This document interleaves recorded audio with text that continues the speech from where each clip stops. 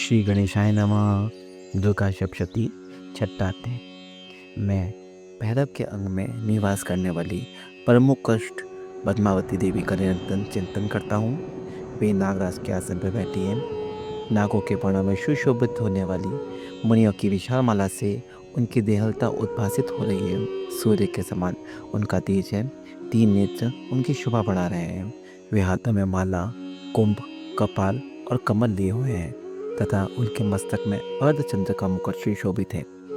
ऋषि कहते हैं, देवी का यह कथन सुनकर दूत को बड़ा अमर्ष हुआ और उसने दैत्यराज के पास जाकर सब समाचार विस्तार पूर्वक कहा सुनाया। दूत के उस वचन को सुनकर दैत्यराज कुपित हो उठा और दैत्य सेनापति जम्बुलोचन से बोला, जम्बुलोचन, तुम शीघ्र अपनी सेना साथ लेकर जाओ और उस दुष्ट के केश पकड़ कर घसीटते हुए उसे बलपूर्वक यहाँ लेकर के आओ।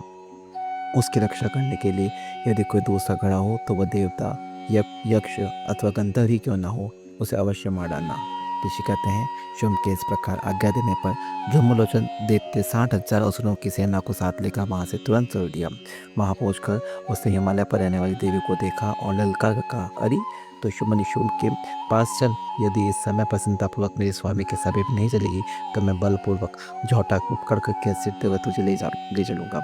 देवी बोली, तुम्हें दैत्यों के राजा ने भेजा है। तुम स्वयं भी बलवान हो और तुम्हारे साथ ही विशाल सेना भी है। ऐसी दशा में यदि मुझे बलपूर्वक ले चलोगे तो मैं तुम्हारा क्या कर सकती हूँ। ऋषि कहते हैं, देवी के कहने पर असुर जम्बुलोचन उनकी ओर दौड़ा। तब अंबिके ने हूँ शब्द के उच्चारण से उसे भस्म कर दिया।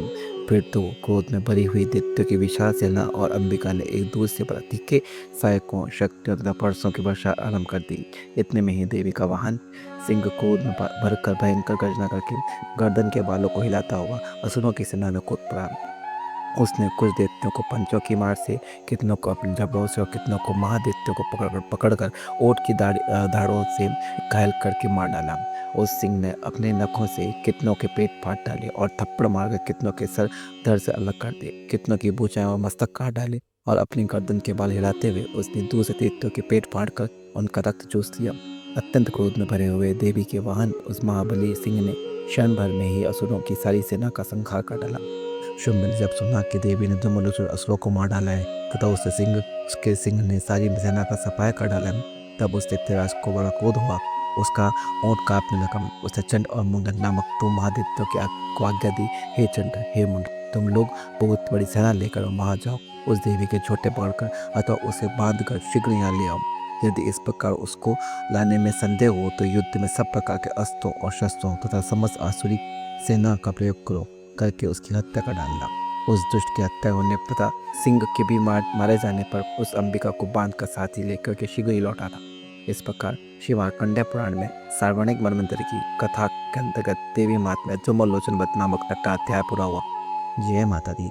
अगर आपको आज का वीडियो पसंद आया हो तो प्लीज़ इसे सब्सक्राइब करें और कमेंट में जय माता दी लिखना ना भूलें। जय माता दी।